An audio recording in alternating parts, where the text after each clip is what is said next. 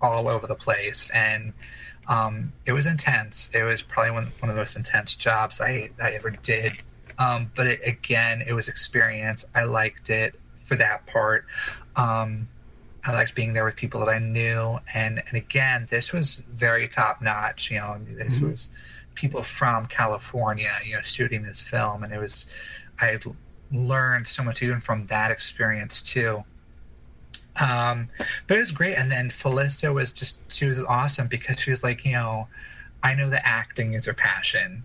I know that being a PA isn't, and I thank you so much for helping us out. It means so much. She's like, I know acting is your passion. She's like, I want to put you in the film.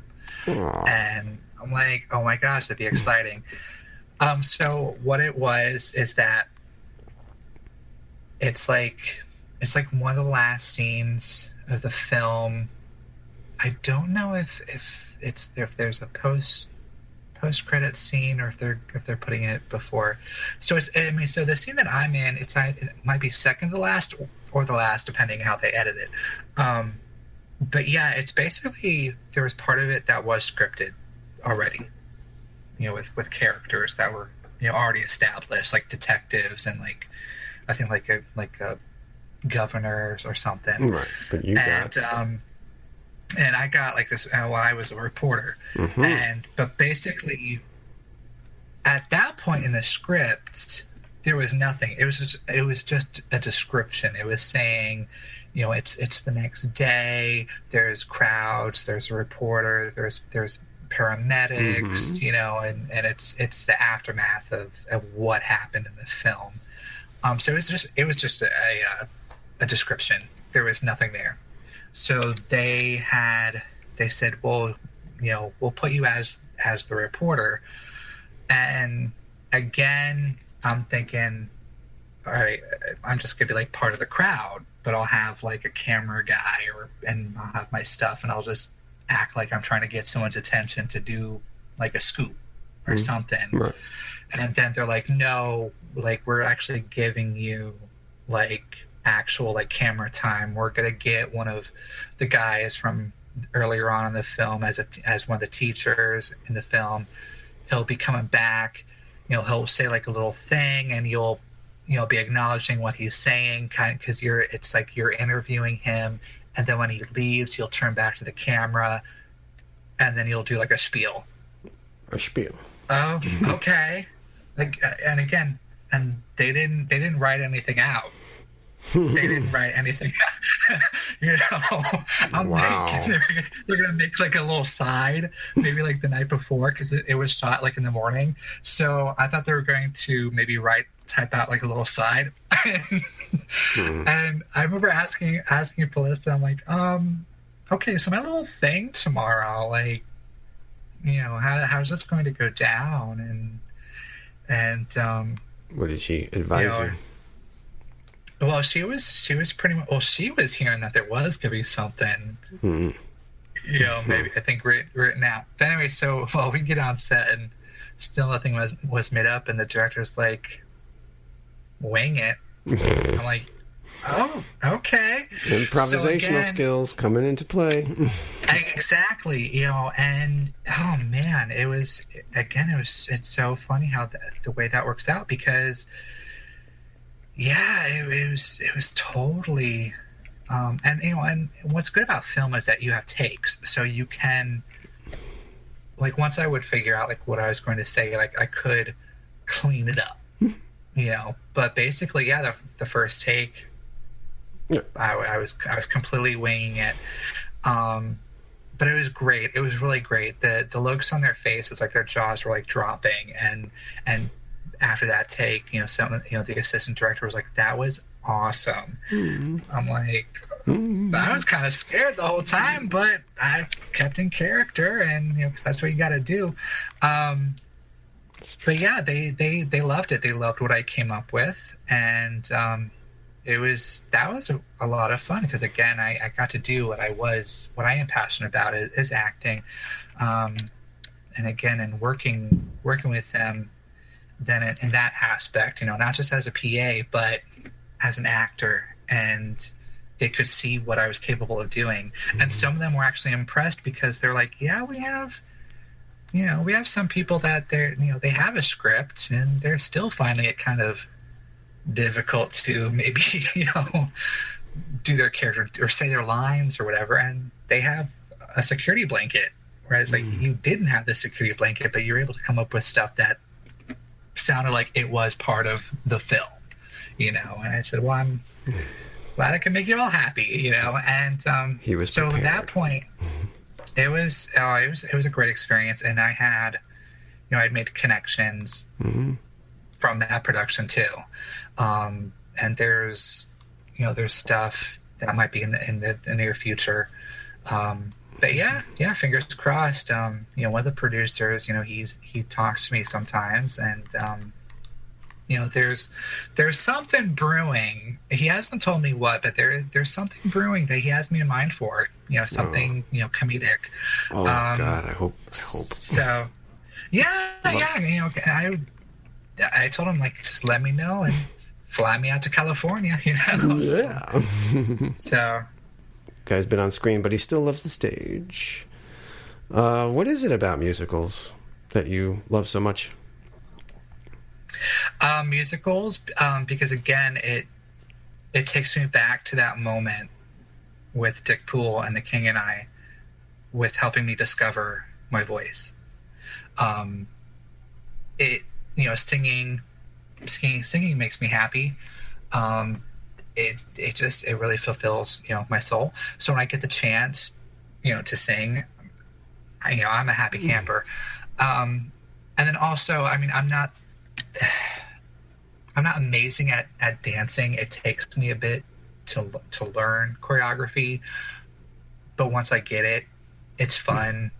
And I just do the best.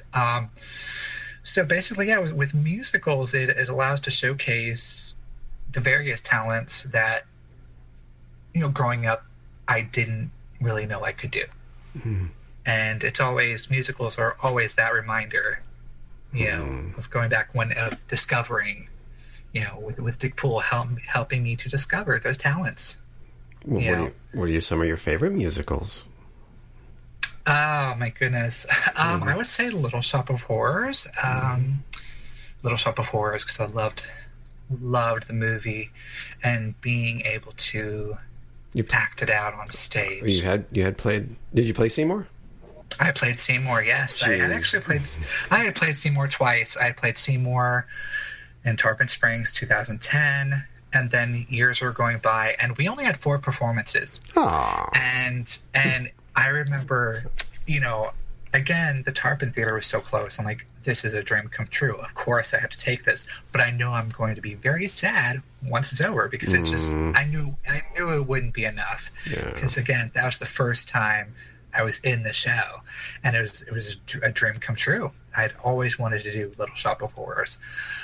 So sure enough, we did 4 shows, ended, and I was sad. But I'm like, other stuff will come up. I'll still keep going. But I knew that I wanted to be in the show again, and years were going by, and I was like, oh my gosh, I'm probably gonna get too old for this part, and I don't know. I don't know if I'll, and because I actually did audition for a couple of different productions and didn't get it, because again, whatever their vision for the character was, that's the way it goes. But yeah, time was ticking, and I'm like, I don't know if this is going to happen. But then I saw that Stage West was doing it, and I'm like, well, what do I got to lose? I mean, And so I auditioned, and then it worked out that I had gotten the role again. But yeah, Little Shop of Horrors is my favorite. Well, one of my favorites.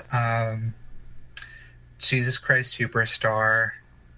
That became a favorite because of how intense it was. It was a musical, but that was one of the most intense musicals I'd done. I had done Cabaret. Cabaret was kind of intense, but only near the second act, or near the end of the second act. That's when things kind of get really, really serious. But Jesus Christ Superstar, the tone of that was just intense, almost like throughout. Just arguing with Judas, or and thinking of all this stuff that's going on. But yeah, I liked Jesus Christ Superstar. I did like in the past when I was able to play roles that were maybe villains, like Chuck Cranston in Footloose, or let's see, Mordred in Camelot. That was fun. He was completely evil. And I've been blessed because there was that point where I was cast a lot as a nerd, or a Jewish nerd. But I had been blessed that I was getting to a point where I was cast as so many different types of roles, and there would be roles that I would like Lil Abner. I was like this backwoods, like brawny mountain man, and they'd give me like the padding and stuff, and and again based off of comic strip, and so that was, and again I'd watch the movie when I was little, and not thinking I'm ever going to play that role, because again when I was little I wasn't really into acting, so I'm not telling myself, oh, I'm going to play that part. It's just fun to do these roles that I saw growing up. So Lil Abner, Johnny Brown and the Unsinkable Molly Brown, again another mountain man, another mountain man role, which is awesome. But yeah, I've been blessed, but I think Little Shop, Jesus Christ Superstar, and then and Molly Brown and Lil Abner, and then the recent production of Annie. He came full circle, and who did he play? I had played Rooster. I ended up not being a fill-in, or a stand-in, and whatnot. I had finally gotten the role, from the start, auditioned for the role, got it. And that was just amazing. Again, going from, because the first one was 2003, and then now we had done it, the show was December of last year. So 15 years. Yeah, 15 years, yeah. Wow. Yeah. And that was fun. It was so much fun. Just the costumes, the choreography. We did like Broadway choreography. It was I at that point I got to kind of redeem myself. And coincidentally, Star Vrosik, she had auditioned for Lily St. Regis in the 2003 Richie Sunquist production, and didn't get it. She wasn't even in the show. Actually, I first worked with Star in The King and I. She was actually Tuptim. So Star and I actually have been playing opposite each other off and on all these years. Yeah. I had convinced her to audition for Stage West when we did Young Frankenstein. I told her, that's hey, Frankenstein. Oh, that's Frankenstein, yes. And me, I'm Igor, She would have been good in that. They couldn't find an Inga, and I'm like, well, I have a friend who's like the perfect Inga. And Star's like, I don't know if I should audition, because at that point she hadn't really done any stage for a while. She had taken a long break. Thank God she decided to audition, because then she got Inga. They got to know her, and then she came out and auditioned for Lily St. Regis, and she got Lily. So it was kind of, she was able to kind of redeem herself too. Nice. From 15 years later, and it was a blast, and it was just the production was so much fun, and I'm now kind of like fulfilled.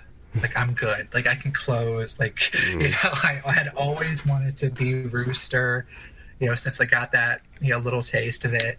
I always wanted to be Rooster.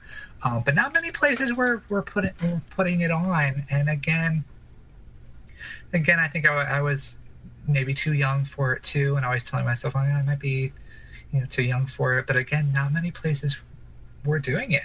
But But it worked out that Stage West did. And at that point,